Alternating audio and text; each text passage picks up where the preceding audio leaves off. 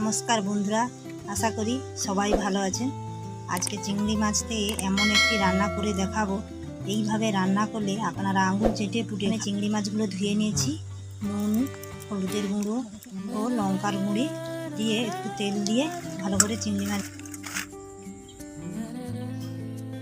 2-3টি কুঁড়ো রসুন আর দুটো মাঝারি সাইজের পেঁয়াজ গুলো বেটে নেব।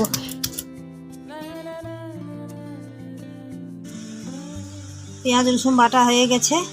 এবার হলুদ সরষে, অল্প কালো সরষে এবং পোস্ত, কাঁচা লঙ্কা ও কাজু বাদাম বেটে নেব। ভালো করে কাজু বাদামগুলোকে বেটে নেব। কাজু বাদামগুলো বাটা হয়ে গেছে।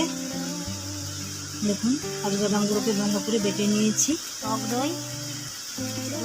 টক দই ফাটিয়ে রেখেছিলাম, আর পেঁয়াজ রসুন বাটা, আর এটা হলুদ সরষে, কালো সরষে বাটা।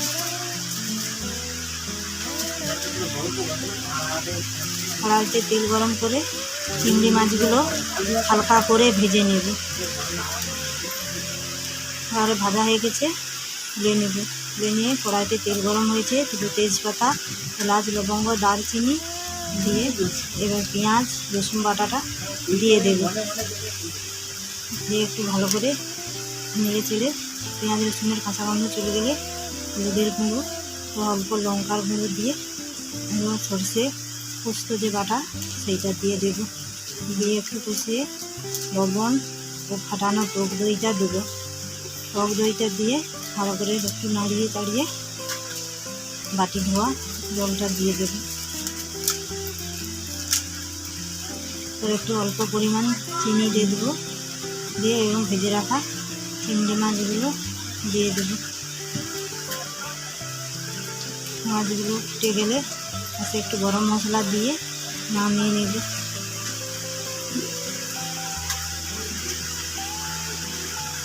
চিংড়ি মাছের রেসিপিটা কেমন হয়েছে প্লিজ কমেন্ট করে বলুন। যদি ভালো লাগে একটা লাইক করে দেবেন।